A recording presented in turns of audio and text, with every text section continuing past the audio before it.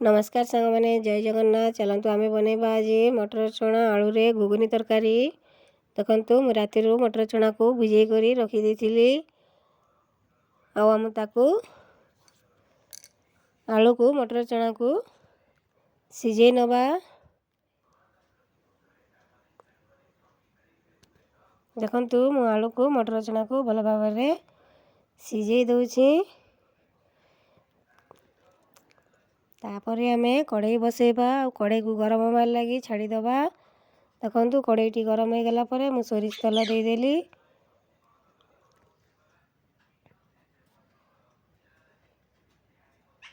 और से आम काटिक रखी पियाज को देदबा और लाल करी भल भाव में भाजीदबा।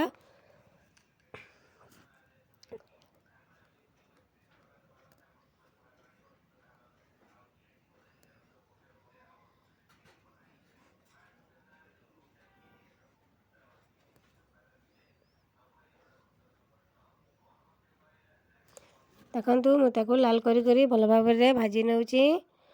आम जीरा सुखिला लंका अदा और रसुण पेस्ट कर रखी ताकू दे करी भल भाव में कषि नौची। आउ आम टिके पानी देदबा और भल भाव में मिसई दे करी कषि नबा।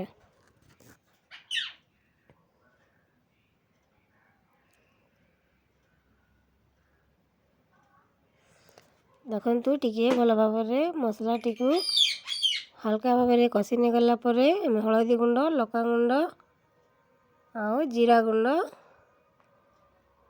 आ लुण देकर भल भाव में ताकू कषि नबा।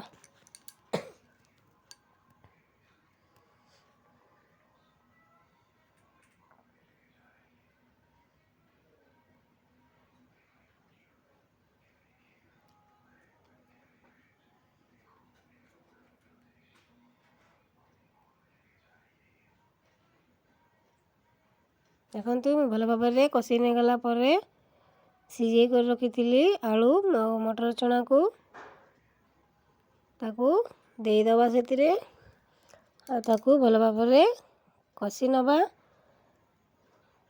मु फास्ट मटर चना को देइथिली तापर आलू को देकर से भल भाव में आउ टिके कषि दबा।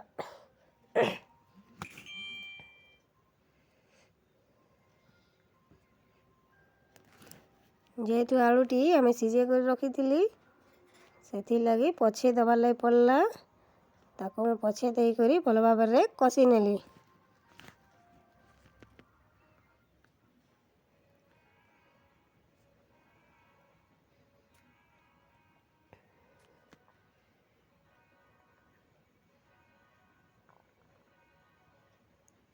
देखु तापर भल भाव में कषि गला आम से पानी देकर ताको भल भाव में फुटई दबा।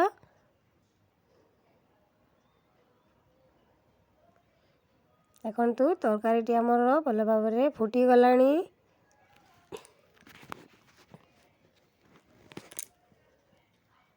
तरकारी आमर रेडी गलानी। जय जगन्नाथ सांग मैंने जदि मोर रीना डेली ब्लॉग टी को देखुंत ताले लाइक शेयर सब्सक्राइब करेंगे और कमेंट करेंगे। नमस्कार।